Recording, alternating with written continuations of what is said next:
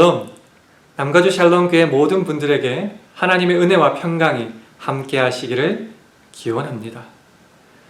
제가 살아가면서 수없이 많은 말을 듣게 되지만은 그 중에서 기억에 남는 그리고 상처가 되는 두 가지 말이 기억이 납니다. 첫 번째는 비기독교인들이 우리 기독교인을 향하여 하는 말이었습니다. 기독교인들은 말만 잘하더라. 두 번째 상처가 되는 말은 같은 기독교인들끼리 하는 말이었는데요. 우리 주위에 인격적으로 본받을 만한 믿음의 선배가 없다라는 말이었습니다. 이 두 가지 모든 말들은 우리가 기독교인의 인격을 제대로 갖추지 못했을 때에 우리가 하는 그 거룩한 말과 행동을 인하여 오히려 비난의 대상이 될 수 있다라는 것을 잘 보여주고 있습니다. 그래서 오늘 우리가 함께 배우고자 하는 내용은 바로 그리스도인의 인격에 대한 말씀입니다. 이 말씀을 공부하면서 먼저 우리 스스로의 인격을 한번 점검해 보고, 두 번째로는 우리 모두가 그리스도의 인격을 잘 갖추어서 우리 주위의 믿음의 형제들에게 담고자 하는 그 모범이 한번 되어보자 결단하는 시간 되기를 원합니다. 그래서 오늘 함께 나누고 싶은 성경 말씀은 에베소서 4장 13절에서 15절 말씀입니다. 우리 화면을 보시고 함께 읽도록 하겠습니다. 시작. 우리가 다 하나님의 아들을 믿는 것과 아는 일에 하나가 되어 온전한 사람을 이루어 그리스도의 장성한 분량이 충만한 데까지 이르리니, 이는 우리가 이제부터 어린아이가 되지 아니하여 사람의 괴술과 간사한 유혹에 빠져 모든 교훈의 풍조에 밀려 요동치 않게 하려 함이라. 오직 사랑 안에서 참된 것을 하여 범사에 그에게까지 자랄지라. 그는 머리니 곧 그리스도라. 아멘. 먼저 다음 질문에 솔직하게 대답해보는 시간을 가져볼까 합니다. 첫 번째 질문입니다. 당신 주위에 인격적으로 존경할 만한 사람이 있나 생각해보고 그 사람에 대해 이야기해보는 시간 가지겠습니다.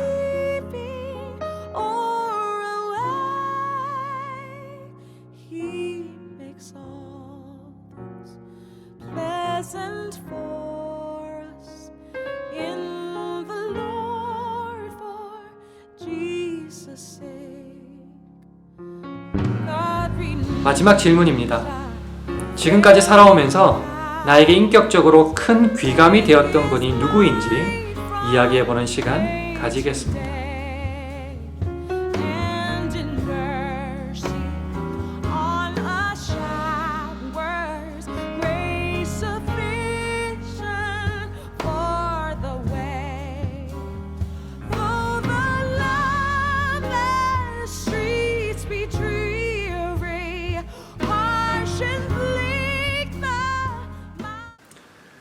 이제 본문 속으로 한번 들어가 보겠습니다.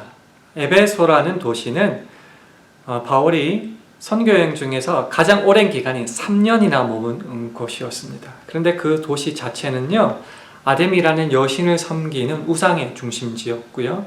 또한 수많은 마술사들이 있었던 영적으로 타락한 도시였습니다.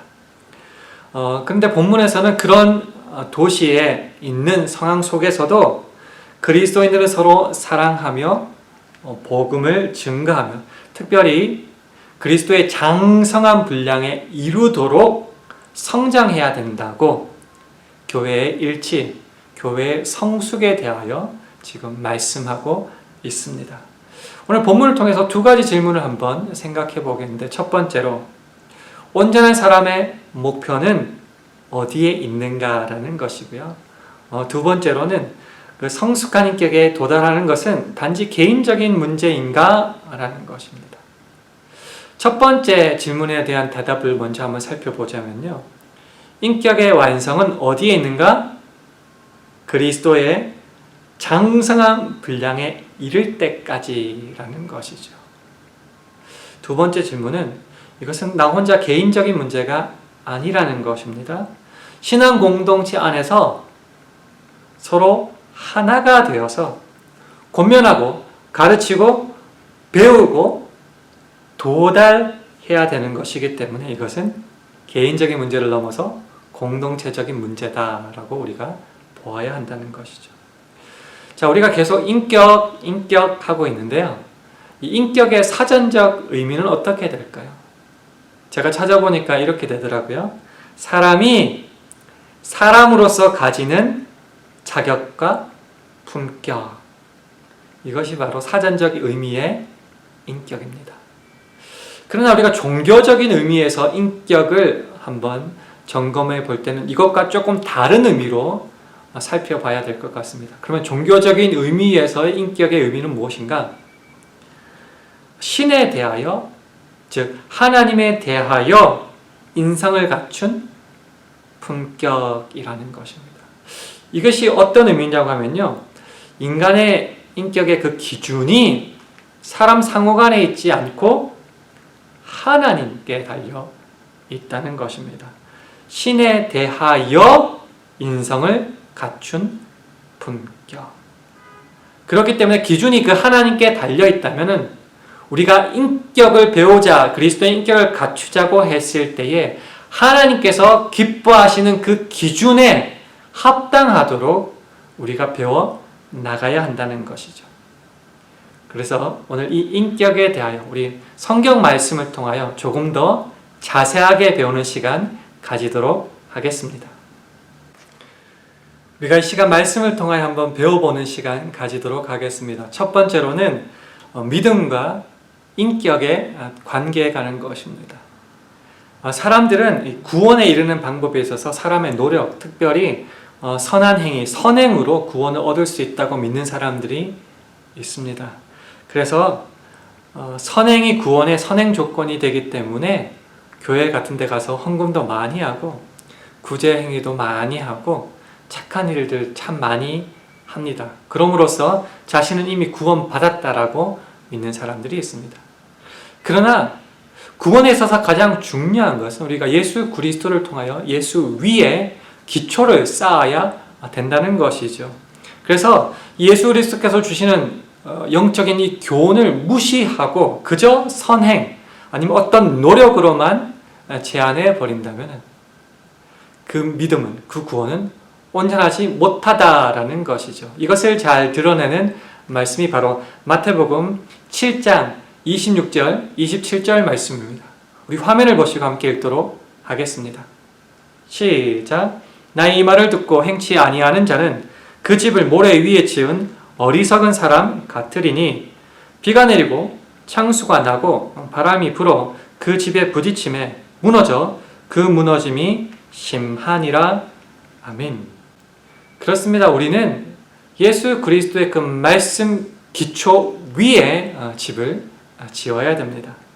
특별히 사람들 가운데는 이 말씀도 그저 지식적으로만 배우고 실천은 나중에 시간이 되면 하겠다는 사람들이 있습니다. 그리고 어떤 사람들은 이 지적으로만 다 배워도 충분하고 또 이 너무나 고상하고 고귀한 지식이기 때문에 실천할 의미도 없고 할 수도 없다라고 실천을 포기하는 사람들도 많습니다.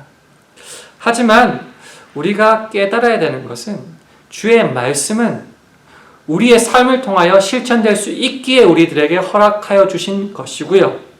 또 실천을 통하여서만이 참답게 배울 수 있다는 것입니다. 예를 들어서 책만 본다고 축구나 농구, 볼링 같은 거 제대로 배울 수 있겠습니까? 때로 실패를 거쳐 나가지만은 이 실천을 통하여서 온전하게 배워 나갈 수 있는 것을 우리는 기억해야 됩니다. 그래서 예수님의 말씀을 그저 지식적으로만 배우고 인격도 마찬가지죠. 그 인격적으로도 어떻게 되었다는 것을 책으로만, 말씀으로만 배우고 실천하지 않는 사람은 허공 속에 집을 짓는 것과 같다라고 표현할 수 있겠습니다. 자, 참 인격의 본은 바로 예수 그리스도이십니다. 그 예수 그리스도의 인격을 말씀으로도 뿐만 아니라 실천함으로 또한 배워서 우리의 평생토록 배워나가야 될 그 방향성을 확인할 수 있는 저와 여러분 되기를 주님의 이름으로 축원합니다. 우리가 두 번째로 함께 나눌 내용은 인격의 모범으로서의 예수님에 관한 것입니다. 사람들은 그리스도의 교훈을 잘 따라가는 것처럼 보일 때가 있습니다. 특별히 장사가 잘 되고 번창하고 돈이 여유롭게 있을 때는 만족하며 행복하며 인격적으로도 부족함이 없는 것처럼 보이기도 합니다. 그래서 한 사람의 인격을 정당하게 평가를 하기 위해서는 특별히 그의 삶이 험준하고 불행해질 때에 잘 살펴보아야 되는 것입니다. 그래서 많은 경우는 사업이 안 되거나 재산이 날아가 버릴 때에 그 인격도 그 믿음의 고백도 날아가 버리는 경우가 참 많습니다. 그래서 자신의 인생을 저주하고 하나님까지 저주하는 그런 경우 많이 보지 않습니까? 이런 삶은 바로 성경에서 말하듯이 모래 위에 기초한 집이라고 볼 수 있습니다. 약한 기초 위에 세워졌기 때문에 아무리 잘 지은 것처럼 보이지만은 풍랑이 일어날 때, 내 개인적인 사업이나 어려움이 닥칠 때에 그 모든 것이 무너져 버린다라는 것이죠. 기초가 튼튼해야지만 그 집도 튼튼하게 지을 수 있는 것입니다. 그래서 마태복음 7장 23절과 24절의 말씀을 우리 화면을 보시고 함께 읽도록 하겠습니다. 시작. 그러므로 누구든지 나의 이 말을 듣고 행하는 자는 그 집을 반석 위에 지은 지혜로운 사람 같으리니 비가 내리고 창수가 나고 바람이 불어 그 집에 부딪히되 무너지지 아니하나니 이는 주초를 반석 위에 놓은 연고요. 그렇습니다. 예수 그리스도를 우리 인생의 안내자로 삼고 또한 우리의 행동으로서 행위로서 예수님의 교훈을 실천하고 받아들이는 사람이야말로 어떠한 폭풍과 같은 어려움이 불어닥친다 할지라도 능히 이겨낼 수 있고 우리의 말과 행동으로 인격으로도 아름답게 드러낼 수 있는 것입니다. 그렇습니다. 굳건한 성품과 인격을 갖추기 위해서는 우리의 노력 이전에 그의 삶을 튼튼한 기초 위에 예수 그리스도 위에 놓고 닮아갈 때만이 아름답게 그 인격을 쌓아갈 수 있는 것입니다. 그런데요, 이 그리스도를 닮아가는 것은 나 홀로의 힘으로 할 수 없다고 성경은 말합니다. 그러면요, 바로 성령을 통해서만 가능하다고 말하고 있습니다. 성령을 통해서 그리스도의 분량에 다다를 수 있는 성품은 그럼 어떤 것이 있을까요? 우리가 흔히 성령의 9가지 열매로 말하는 거기에 나와 있습니다. 우리 갈라디아서 5장 22절, 23절을 함께 읽도록 하겠습니다. 시작. 오직 성령의 열매는 사랑과 희락과 합병과 오래 참음과 자비와 양선과 충성과 온유와 절제니 이 같은 것을 금지할 법이 없느니라. 그렇습니다. 이 성령의 9가지 열매를 아름답게 맺어가는 것이 바로 그리스도의 인격을 닮아가는 것이고요. 이 기초 위에 온전히 설 수 있게 위해서는 바로 성령 하나님의 도우심이 필요하다는 것입니다.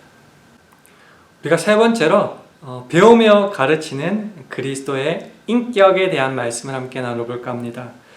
사무엘 스마일즈라는 사람은 이렇게 말했습니다. 생각을 심어 행동을 거두고 행동을 심어 습관을 거두고 습관을 심어 인격을 거두고 인격을 심어 운명을 거둔다. 이것은 기독교 교육의 목적이 그리스도인의 성품, 그리스도의 성품을 가지게 하는 데 있다고 하는 말씀입니다.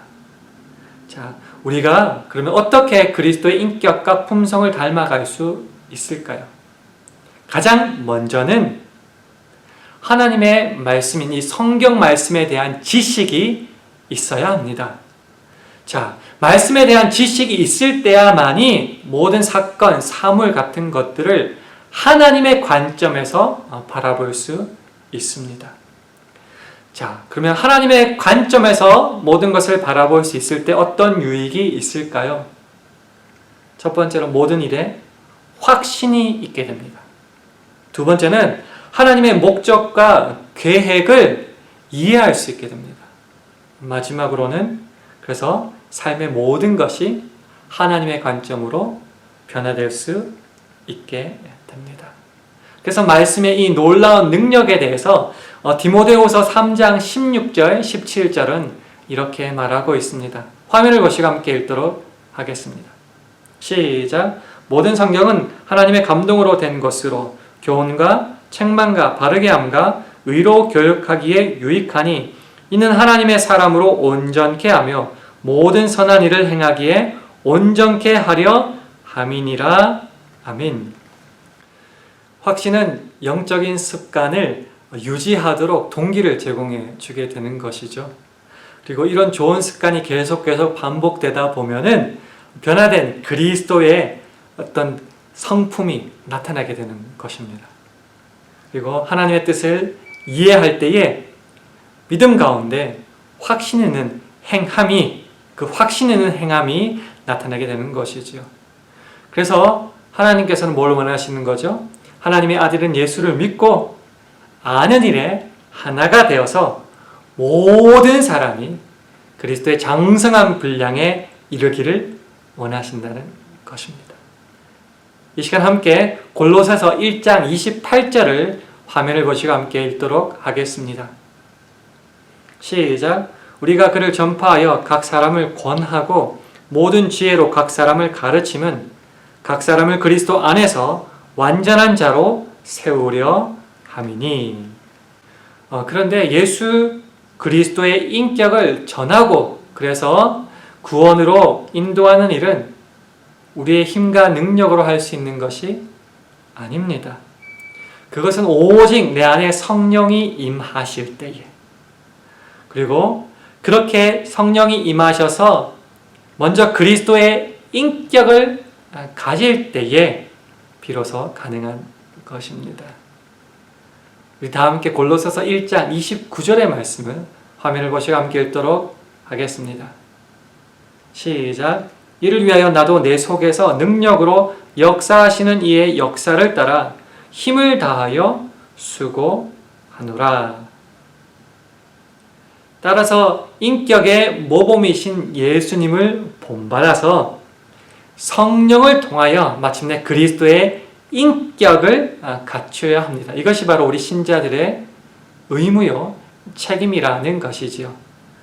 그리고 말씀을 통하여서 끊임없이 배우고 성령의 능력으로 말미암아 예수님의 인격을 전하며 살 때에 마침내 하나님께서 원하시는 참 그리스도인의 인격, 참 그리스도인의 모습을 갖추게 되는 것입니다. 이런 그리스도인의 인격을 날마다 갖추어 갈 수 있는 저와 여러분 되기를 주님의 이름으로 축원합니다.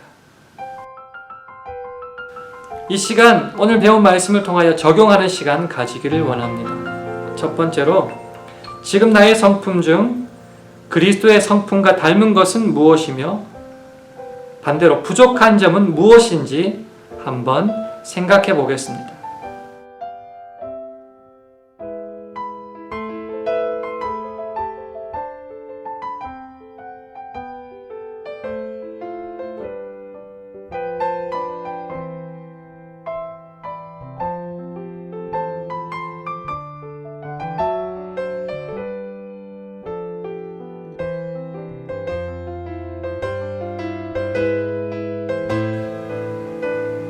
두 번째로는 지금까지 배운 내용을 중심으로 우리가 그리스도의 성품을 닮아가기 위해 해야 할 것은 무엇인지 생각해보는 시간 가지겠습니다.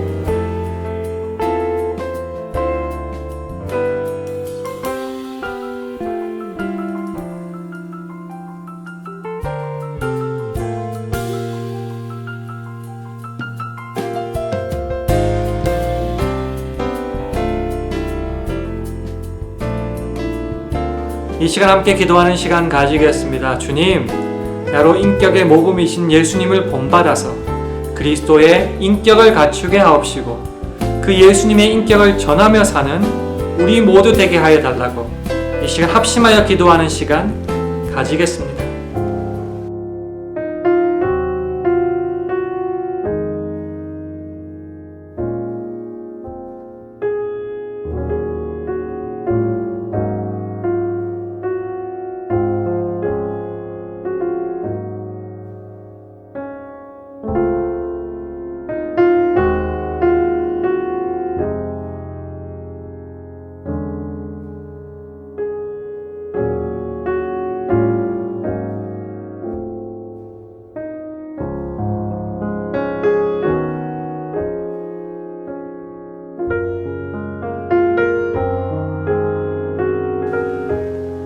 제가 마무리 기도하겠습니다. 하나님 아버지 은혜를 감사합니다.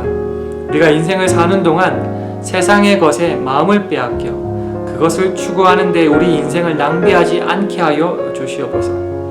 오히려 인격의 모범이신 예수님을 본받아 성령을 통하여 그리스도의 인격을 갖추게 하여 주시옵소서. 주님, 우리에게 주신 성경 말씀을 통해 끊임없이 배우고 실천하게 하시어 예수님의 인격을 전하며 살게 하심으로 본받을 자 없는 이 시대에 우리로 그리스도의 향기를 드러내는 인격의 모범이 되게 하여 주시옵소서. 예수님 이름으로 기도합니다. 아멘. 다이아몬드와 인간의 가치를 드러내는 4가지 C가 있다고 하더라고요. 첫 번째 C는 clarity, 투명도라고 합니다. 보석과 사람은 맑음의 정도에 따라서 그 가치가 달라질 수밖에 없다는 말이겠죠. 두 번째 C는 바로 캐럿, 무게를 뜻한다고 합니다. 가벼울수록 다이아몬드의 가치가 떨어지는 것처럼 사람도 그 생각과 행동이 가볍다면 인정받지 못하는 것이겠죠. 세 번째 C는 바로 컬러, 색깔을 말합니다. 가치 있는 보석일수록 그 신비한 빛이 있잖아요. 마찬가지로 사람마다 그 나름대로의 빛과 향기가 있는데 그 빛과 향기로 사람의 가치는 달라질 수밖에 없습니다. 마지막 C는 바로 컷, 그 모양과 결을 말하는 것입니다.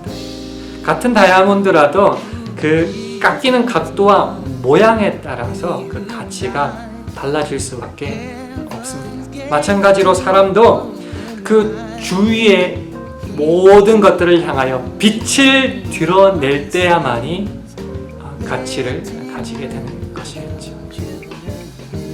그런데 인간에게 있어서는 이 4가지 C에 더하여 1가지 C를 더 해야 된다는 그 말이 있습니다. 그 5번째 C는 바로 Christ, 예수 그리스도겠죠. 인간은 예수 그리스도의 피로 씻음을 받고 그 예수 그리스도로 인하여 빚어질 때에 하나님께서 기뻐하시는 걸작품이 된다는 말입니다.